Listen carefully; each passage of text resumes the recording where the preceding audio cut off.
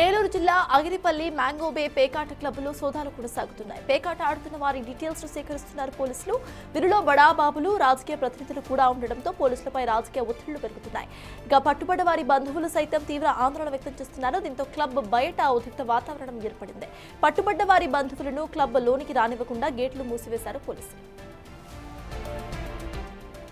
ఇప్పటి వరకు 281 మందిని అదుపులోకి తీసుకోగా వీరి నుంచి 130 కార్లు, 35 లక్షల క్యాష్ ను స్వాధీనం చేసుకున్నారు. వీటన్నిటిని ఒక రికార్డ్ గా తయారు చేస్తున్నారు. పట్టుకుని 24 గంటలు గడిచినా తమ వారిని చూపించడం లేదని, వారిని ఏం చేస్తున్నారో చెప్పాలని డిమాండ్ చేస్తున్నారు పేకాట రాయుళ్ల బంధువులు. ఇటు రాజకీయ ఒత్తిళ్లతో పాటు అటు బంధువుల ప్రెషర్ కూడా ఎదురు కావడంతో ఏం చేయాలో అర్థం కాని పరిస్థితుల్లో పడిపోయారు అక్కడి పోలీసులు. ఆగిరిపల్లిలోని మ్యాంగో రిసార్ట్స్ ఎదుట బంధువులు ఆందోళన చేస్తున్నారు. ఎవరైతే ప్యాకెట్లో పట్టుబడ్డారో వారికి సంబంధించినటువంటి బంధువులు ప్రస్తుతం పోలీసులతో మాట్లాడుతున్నారు. తమ వాళ్ళ ఆచూకీ తెలపాలంటూ కూడా వీరంతా డిమాండ్ చేస్తున్నటువంటి పరిస్థితి కనిపిస్తుంది. ఎందుకంటే 24 గంటలు గడిచింది.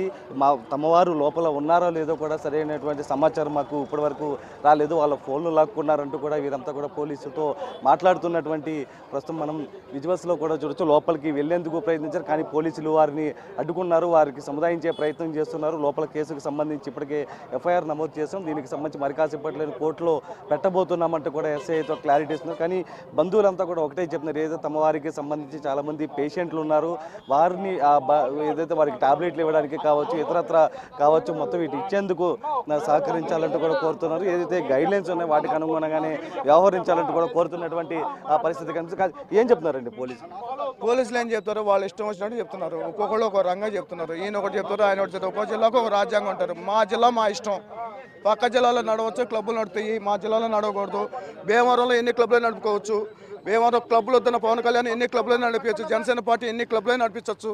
జనసేన పార్టీ తరఫున 3 క్లబ్లు నడుతున్నాయి. పాలకొల్లు నడుతున్నాయి, భీమవరంలో 2 క్లబ్లు నడుతున్నాయి, కాస్మో క్లబ్ నడుతున్నాయి, టౌన్ హాల్ నడుతుంది, పాలకొల్లు క్లబ్ నడుతుంది. దాన్ని ఎవరు పట్టించుకోరు.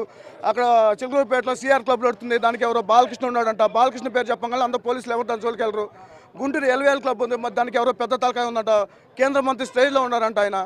ఆయన దాని జోలికి వెళ్ళరు. గుంటూరు లంక క్లబ్ ఉంది, దాని జోలికి వెళ్ళరు. మిగిలిన జోలికి వెళ్ళరు. మరి దీని మీద ఉంటే ముందర కనీసం 41 నోటీస్ లేదు. కోర్టు నోటీసులన్నీ ఫ్రాడ్ అంటున్నారు.